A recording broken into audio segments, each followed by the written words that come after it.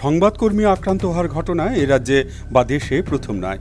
ইন্দিরা গান্ধীর আমলে দেশে জরুরি অবস্থা চলাকালীন একাধিকবার আক্রান্ত হয়েছে গণতন্ত্রের চতুর্থ স্তম্ভ।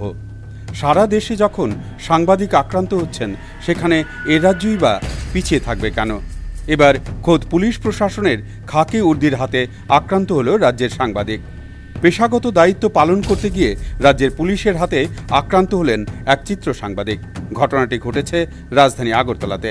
রবিবার সার্কিট হাউসের সামনে কংগ্রেসের এক ধর্ণা অনুষ্ঠিত হয়। সেই অনুষ্ঠানের ছবি তুলতে গেলে আক্রান্ত হয় সুখেন শর্মা নামে এক চিত্র সাংবাদিক। ছবি তুলতে গেলে তাকে বাধা দেয় চিত্ত দাস নামে অভিযুক্ত পুলিশের গাড়ির চালক। তাকে জামার কলার ধরে টানা হয় বলে অভিযোগ।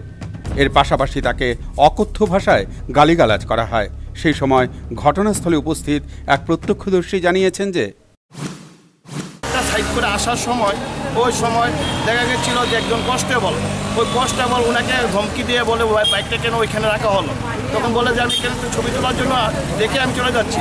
তোকে ওনাকে দমকাদমি করে তারপরে দিকে ওনার বাহুবলি দিয়ে ধাক্কাও পর্যন্ত মারে। এই ঘটনার পর এসপিকে পুরো ঘটনা জানানো হলে তিনি থানায় এফআইআর করার নির্দেশ দেন এবং এসপির সঙ্গে সঙ্গে এসডিপিওকে ওই জায়গায় যাওয়ার নির্দেশ দেন। ঘটনার পর পুলিশ কর্মীর নামে থানায় এফআইআর করা হয়েছে। Bureau report, news vanguard.